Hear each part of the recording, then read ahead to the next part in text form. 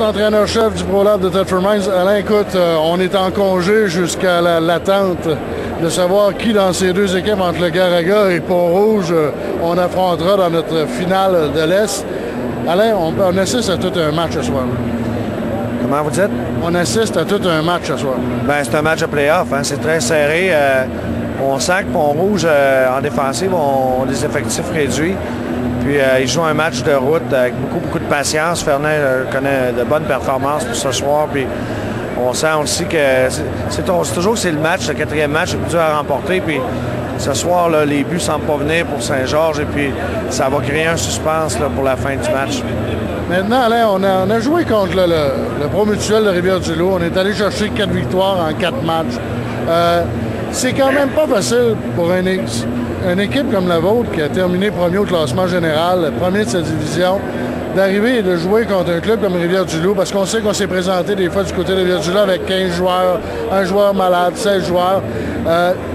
On peut même dire que c'était une pratique pour une équipe comme Thetford Mines, même si c'est un match de série. Bien, pour être honnête, dans le tournoi à la ronde, on a senti que Rivière-du-Loup a donné un effort, puis qu'ils ont compétitionné. Mais lorsqu'ils sont arrivés ensuite en série contre nous, 4-7, là, on a senti tout simplement qu'ils étaient contents d'avoir atteint ce but-là, puis ils n'ont pas vraiment compétitionné. On sentait que les gars avaient hâte que ça finisse. De notre côté, on a commencé la série très fort pour être certain de ne pas prendre de mauvaises habitudes. Mais plus on a avancé, plus on a commencé à trouver ça désintéressant. Tout simplement parce qu'on ne se sentait pas en phase série. On jouait contre une équipe qui ne se battait pas vraiment pour gagner le match. Et puis, ça n'a pas été intéressant de notre côté non plus. Maintenant, on va faire affaire avec l'un des deux clubs qui est ici, soit le Garaga, soit Pont-Rouge. Du côté du ProLab, nos joueurs sont en forme. Est-ce que tu as tous tes joueurs à l'heure actuelle? Je sais que tu en avais un blessé qui avait une cheville cassée, je pense, ou un pied cassé. Ça, Claude Savoie est malheureusement fini pour la saison. Donc, on n'y pense plus. Mais s'il y a un élément positif par rapport au cheminement de nos séries à nous, bien, c'est qu'on a présentement une équipe en pleine santé. Tous les joueurs, on devrait avoir suffisamment d'énergie, en tout cas, pour affronter notre prochain opposant. Donc, au niveau de l'aspect santé, au niveau de l'aspect condition physique, là, ça devrait être quelque chose d'intéressant de notre part.